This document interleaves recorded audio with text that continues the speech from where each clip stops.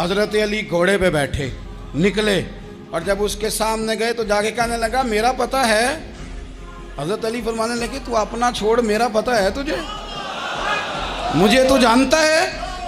कहने लगा मैं 1000 के मुकाबले में अकेला लड़ता हूँ।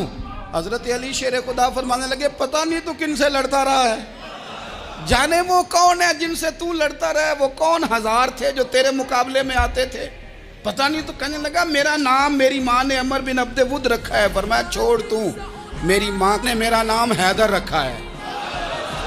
कहने लगा तेरी उम्र छोटी है, कोई बड़ा ला। फरमाने लगे ये तो जब हंजे में पंजा मिलेगा तो पता चलेगा उम्र किसकी छोटी है। अभी तू कहानियों से मुतासर करना चाहता है, तू चाहता है कि तू प्रेशर डाले और मैं तेरी बात सुनूं, तो मुकाबले में आ, डींगे ना मार, कहानियां ना सुना। दीवारें हिलती रहती हैं और दर कांप जाता है। अली का नाम सुन के अब भी खैबर कांप जाता है।